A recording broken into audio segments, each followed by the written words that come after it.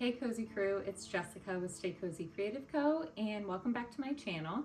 Today I'm going to show you how I made this adorable pumpkin.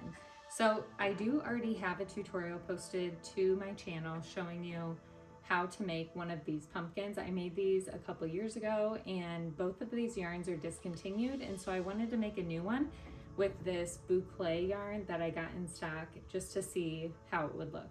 So I did want to share some things that I learned while making this video. One was that following my original tutorial, I actually ran out of yarn and couldn't finish the last single crochet stitch. I think it still turned out fine, but if I were you, if you were using just one skein of this Bouclé yarn, you would probably want to go down to 5 single crochet stitches in your first row and then also in your last row, just to make sure that you have enough yarn to finish all of it. So instead of doing 6 single crochet stitches and then doubling up to 12 and then doing 12 and then going down to 6, you would do 5, double up to 10, do 10 again, and then down to 5. So you would have leftover yarn, but you could use that to make either a smaller pumpkin or even a keychain pumpkin, which I have a tutorial for that on my channel as well.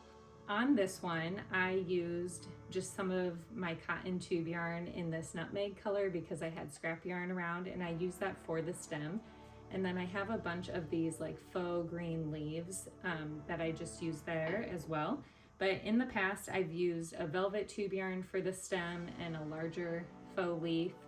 And then on this one, I actually used the end of a paint stick that I'd gotten for free at the store.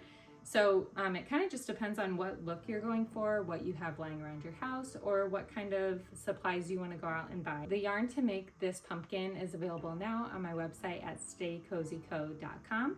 If you have any other questions, you can leave those in the comments and I will be happy to answer them.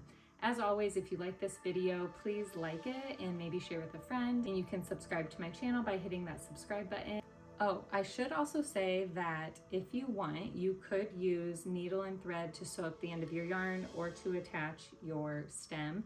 But usually in the past, I've just used a hot glue gun to get this to stay. This is honestly just stuck into the top of it, which it stays perfectly fine. And if you're just going to use it around your own house, then it will probably be fine. If you have kids who will throw this around, then you might want to glue it in place, or if you plan to sell these, then I suggest gluing them in place as well.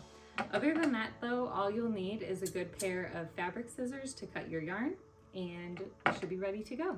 And now it's time to make a pumpkin.